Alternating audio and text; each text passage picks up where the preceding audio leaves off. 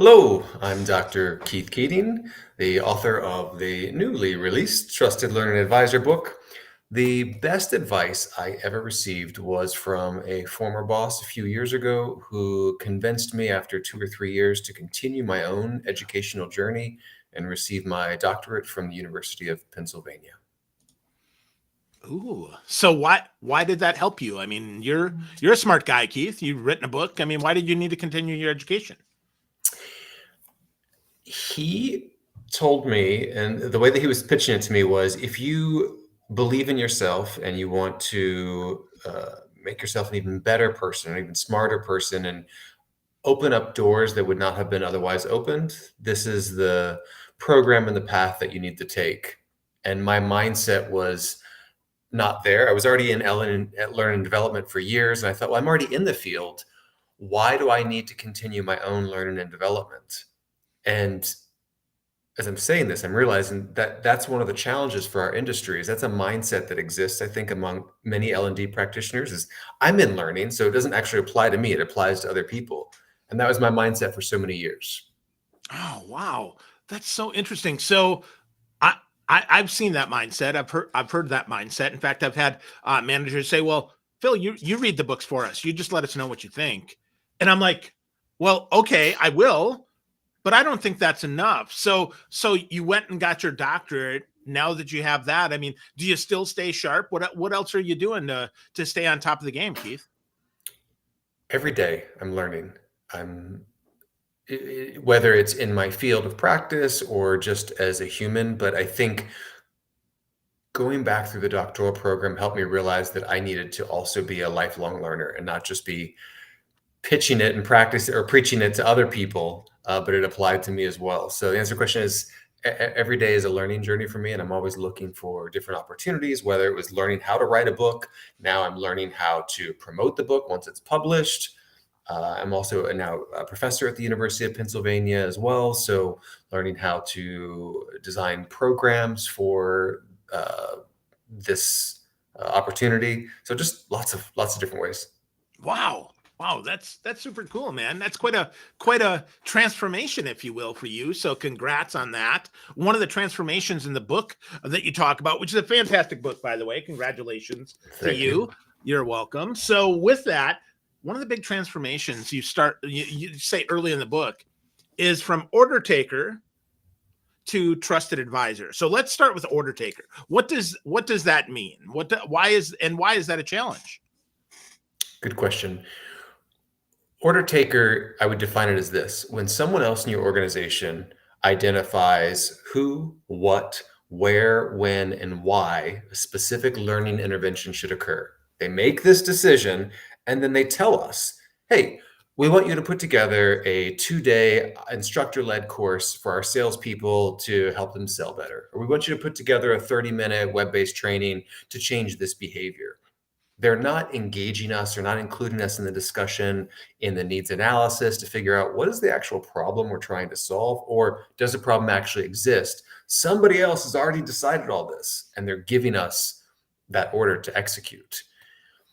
And I think we historically have been treated like order takers since really the beginning of time, for L&D, if you will. That's actually how we started. So it started with managers determining what workers needed to do. So managers would identify, we need employees to move this widget from here. In the 1800s, manufacturing, industrial revolution. And that's continued throughout. So they told us what we needed to do. They went on, we trained them to do it. And so we started as order takers, but over the years, we've gained a different set of skills, practitioner skills, experience. We understand the science of learning, or we should understand it. And we've got this great value proposition that we can provide, but not as order takers. As order takers, we're just reactive, waiting for someone else to make all these decisions and then execute those decisions. Hmm. Yeah, that's definitely a challenge, right? We lose our agency when we do that. And so with that, before we get into trusted advisor piece, one of the things that you and I talked about before was AI. And Mhm. I've heard some L&D professionals say, ooh, AI is either going to be the death of us or it's going to, oh, I'm not real comfortable with that. So what's your stance on AI? And maybe you can define a couple ways or show examples of how we can use it in L&D. This is my favorite topic right now. Not to jump on the AI bandwagon, but there is no future that exists without AI. There's no version of the future. And we have to embrace this. We are at the precipice of a massive transformation in the way that we work. Our jobs are literally changing day by day as a result of AI, even if it's so subtle that you don't even recognize it yet. It's like when the internet first became accessible to everybody. I think of it like it's right now the AI wild, wild west. Last year there was maybe, I don't know, I think 20, 30 companies focusing on AI. Now there's thousands of companies. And here's the thing. Every single leader right now is asking themselves the following questions. How can we use AI to be more effective, more efficient, increase revenue, and reduce costs, including the most costly resource, people, humans? And so for us to stay ahead in L&D, and not just us, but workers in general, we've got to embrace AI, learn it, use it, but don't fear it. Recognize it for what it is. It's a tool that augments our work, that can handle some of the tasks to free us up to focus on things that we can do better, our expertise, our human skills. So specifically to your question, in L&D, how can we use it? Right now, I can go into ChatGPT and I can create a leadership program, a sales program, a change management program, power skills, human skills, whatever it is, in 30 seconds. I can then take it from there. I can put it into Gamma or whatever tool you want to use. It turns it into PowerPoint slides. There's 20 other tools I could put it in to create digital content. Then I can have oh my gosh, I'm drawing a blank. What's it called? It's not the real version of you. Oh, yeah, It's an avatar. Thank you. I can have my avatar, then present it back within 10 minutes. I could do all of this. Whereas historically, we would say, okay, it takes us about 3 months to create all this from start to finish. We have to do all this research. It needs analysis. And I'm not saying that AI is better than us, because it's not better than us as a whole. It is better than some people, potentially. The challenge is when our business partners figure this out, because it's still so new and it's evolving so quickly, I can't even keep up with it. But when our business partners figure out that they don't have to come to us anymore, that they could actually create something that's decent, maybe even good, sometimes good is simply good enough. And so that's what we have to be focusing on, is that as L&D practitioners, we have to embrace AI and take control of the narrative and the conversation and become the experts and bring it to our business partners proactively, rather than sitting by waiting for someone else in the organization to figure this out. Yeah, I think that's so right on. First, I like to think of AI not as artificial intelligence, but as augmented intelligence. It's almost like Mm. my assistant. Mhm. I can put it in there. It doesn't replace me, but it certainly makes me, then another A word, more agile, right? I can develop it in 10 minutes instead of 10 months, which is a Yes. massive shift. Massive, massive shift. So I like that you said that. I agree with that you said that. Um, so with that, then we also have to shift towards that trusted advisor. And that means we can't BS anymore and hide behind the fact, oh, it's going to take us months to do this, when our best and brightest leaders know it's probably not. So how do Mhm. we let's start with, what is a trusted advisor and why is that important? A trusted learning advisor is a strategic business partner that is embedded in the business, that's trusted, that's sought after, and is respected. We all have trusted advisors in our life. It could be your doctor, it could be a lawyer. It's someone literally that you trust, that you're going to go to, and that you're going to know has your best interest at heart. They're not trying to sell you something. They're not trying to pull, one over on you. They are truly a confidant and someone that you know is going to support you.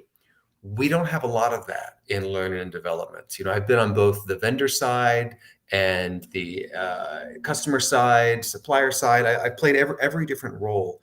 And rarely will you find somebody that doesn't have their own motives at heart. And for us as trusted learning advisors and L&D practitioners, our motives need to be about the learners. Everything we do is for them. And I understand that somebody else writes the check along the way. That's our strategic business partner, but ultimately we're serving the talent in the organization. And we've got to keep that in mind.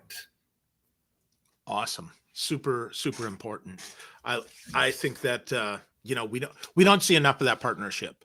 And that's definitely a big key. So with that, what I really enjoy about your book is that you've got 5 pillars of trust of the trusted learning advisors. So let's talk about those a little bit, because I think those are super important to do. So let's start, just pick any one of them and let's talk about that.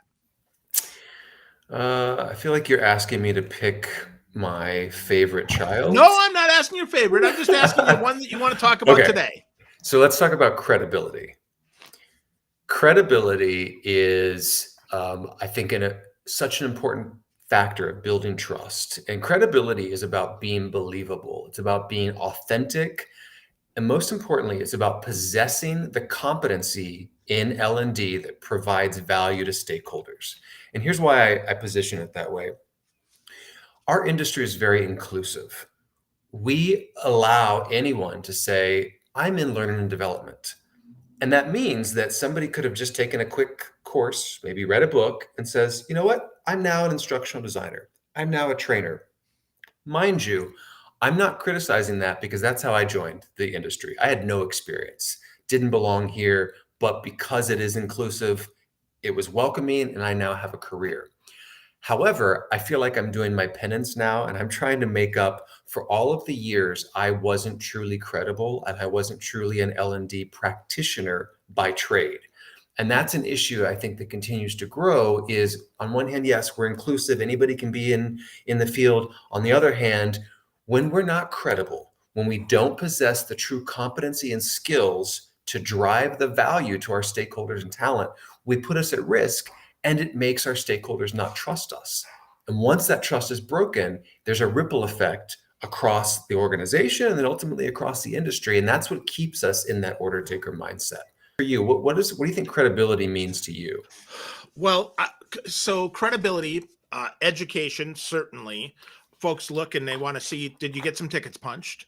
That's one thing. Secondly, it's experience in what you're teaching and experience doing what people have done. So my expertise is in sales. Mhm. So I've carried a bag. I'm carrying a bag right now, right? I understand sales. I've been a sales leader. I've been a sales professional. I've done all those things. So having that credibility of, yeah, when I did this, this was the outcome. And it has to be recency too. I think that's the other thing. It can't be 20 Mm, years ago. We have to be recent. When is the last time you actually performed this? So, trusted advisors to me often are also trusted practitioners. They have to be someone who is demonstrated that they can do the job. I think that's one of the big challenges of managers today, is that if they've been promoted up, well, they've never been a manager, and maybe they weren't the best salesperson. So yeah. sometimes there's a disconnect there. So that means to get that credibility, you have to have a different skill that your team is lacking that you can help them then connect to do more of what they do. So that's the credibility. That's credibility as I define it. I'm smiling because one of the analogies I use is in 2003, I stretched, I trained for, and I ran the New York City Marathon. Wow. Does that make me a marathon runner today? No. No, if I went and tried to run a marathon right now, I would pull my calves. I would probably sprain my ankle. I don't have my inhaler. Thank you, COVID. So I couldn't run it today. But that mindset of, yeah, I ran the marathon. I'm a marathon runner. You're not practicing. You're not actively keeping that skill fresh. And to your point, I think that's such a challenge and an important aspect that we've got to remember is you've got to keep your skills fresh and recent. I like that you said use the word recent because to me, there's a difference between a thought leader, in quotes, and a practitioner. I want to be a practitioner. I don't want to be a thought leader. And I'm not trying to offend anybody, but what I find is when people classify themselves as thought leaders, they're away from the work. And I don't want to be away from the work. I always want to be actively doing the work so that the stories I'm telling and sharing are relevant, contextualized, and they're recent, not something that happened 15 or 20 years ago. Yeah. So back when I was selling fax machines, Keith, no, right? I mean, but I hear that though, or the examples that folks use, I still hear people talking about the old marshmallow test for delayed gratification. Yeah. Not saying that's a bad test, not saying that selling fax machines isn't real, but it's not recent and it doesn't connect with today's learners. So I think I'm glad that you agree with that. I think that's an important thing. But with that, one thing that stood out to me is reputational damage and how we can hurt ourselves as trusted advisors, as L&D professionals, to really damage our reputation by sometimes maybe intentionally and sometimes unintentionally. So what Mhm. have you seen and why is that so important to you? People talk, people have experiences. It is, and I'm sure know this in sales as well, but your customer experience is one of the most important aspects for us to focus on in terms of success. I love CX. Uh, and that same applies in L&D. We have customers that we need to be thinking about. When they have that bad experience, they remember it and they tell other people about that bad experience. And I found that more often people are sharing the bad experiences than the good ones. And so we have opportunities to influence people's perspective and perception on learning and development. And and I tell this to my team all the time that when you are in that classroom, virtual or in person, you are creating an experience for every single person in there. And you may not realize this, but even if it's, let's say, onboarding or frontline workers, you have to treat them with the same respect and the same authenticity that you would if they were C-suites, because those frontline workers are going to grow through the organization, whether ours or someone else. And that single bad experience is going to have a ripple effect throughout their entire career. In my doctoral research, I was studying chief financial officers, and specifically, I wanted to understand how they perceived value of L&D in organizations, or if they did. And one of the things that I asked at the beginning of each of the research discussions was, tell me about a learning experience that impacted you. And I didn't say whether it was positive or negative. And a majority of the people I interviewed remembered the negative one.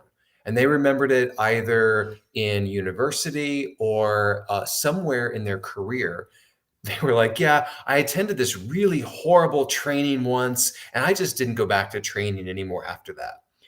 And when I dug in, it wasn't a recent thing. It was, they were early in their career and they just had a bad experience and they remembered that. And they didn't trust that learning and development has a science to it. They didn't trust that there's value to it. And so that stayed with them. So the answer to your question is, it's important for us to treat every single instance with respect, regardless of who those trainees are, who those learners are, because they're going to remember that.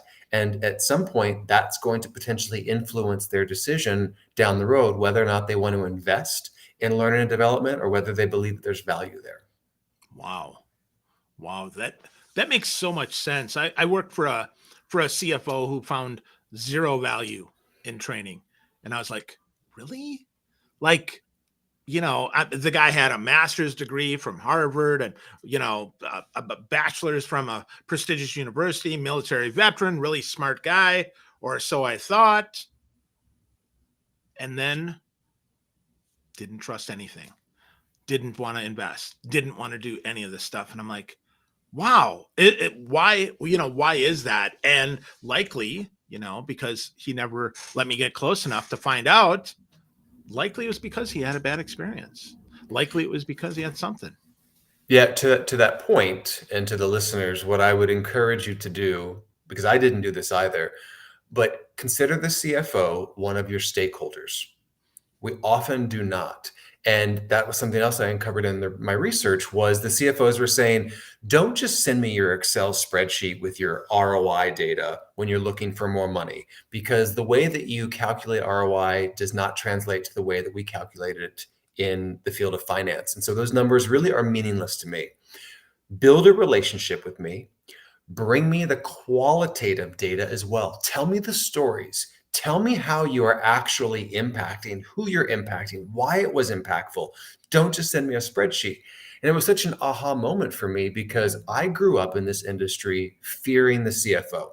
I was told, don't talk to them. If you have cost savings, don't tell them.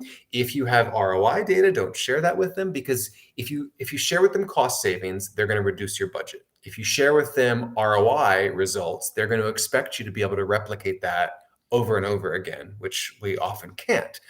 And so I also lived in fear. And in my research, I came across a lot of material dating back to the 50s that was really saying the same message. Avoid the CFOs. They're the ones that always cut L&D budgets. Well, what I uncovered as well in my research was they're not just cutting L&D's budget, they're cutting everybody's budget. It's not just us. It's sales, or sales is typically last because that's who brings in the money. But it's marketing, it's HR, it's whatever else. It's just that we're in L&D. And so when we see budget cuts that impact us, that's all we see. We have this myopic viewpoint. So moral of the story is the CFO should be one of your stakeholders. So include them, build a relationship with them, not when it is time for budget season. That's too obvious, and they recognize that. Catch them off season. Wow. Solid stuff. So with that, let's pivot into the individual and how they can develop a good personal brand so they can be a trusted advisor. What are some things that you recommend as they're getting started on this journey? Maybe they're brand new to the L&D organization, or they've been in it and maybe they're looking to move up, and maybe they don't have a strong brand. Are there some things, Keith, that they can do? Because I know you talk a lot about this in the book about Mhm. personal branding. But how do we get started on that journey? Well, the first thing I would say to start down that path of transformation is to grab a copy of the book and let it be your guide. But beyond that, branding is critical for us from an L&D perspective. So I'll talk about the individual, but then also the L&D organization. So I think the individual, it starts with you just adopting a new mindset. That's really what Trusted Learning Advisor is about. It is a mindset. It is a journey. It's not a destination. We're not going to get to a place where we say, okay, I'm a Trusted Learning Advisor today, says me, and I'm done. It's like being the leader. You don't put leader on your business card. And to be a leader means that I have people who are willing to be led by me. So if no one is willing to be led by me, am I a leader? And it's the same for being a trusted learning advisor. If my stakeholders and my business partners don't recognize me as that, they don't treat me as that, then does it actually exist? No. I can call myself whatever I want to, but it's really about the perception outside of us. So I share all that to say we have to help change the perception of the way our stakeholders see us. So, for example, it's building the relationships with your stakeholders. It's using things like a partner commitment and an expectation charter when you're just building that relationship with your stakeholder to figure out, how do we work together? What are you willing to commit to this relationship? What can I expect of you? What can you expect of me? It's little nuanced aspects like that that help to start to see you a little bit differently. The other free advice I'll give right now is watch your language. We often use language that is meaningful only to us. When you are speaking with your stakeholder, you need to use their language. So don't use our acronyms. Our stakeholder doesn't care what an LMS is. They don't know what an LXP is. What's a MOOC? Who's Kirkpatrick? What's a level 3 survey? They don't know any of that. So ask them for a definitions guide, ask them for an acronym guide, take a look at maybe the last 10 strategy decks that they've put together, look for keywords that are in there, and start to use those words in your vocabulary so that your stakeholder really understands that you understand their business. Because our stakeholders love to say, you don't know my business. You're in L&D. You don't know sales. You don't know IT. You don't know this. You don't know that. It is our job to know all of that. And so that's why we have to be embedded in their business, be building relationships with frontline workers, be understanding their lexicon, their vocabulary, etc. No, it was a lot. Sorry.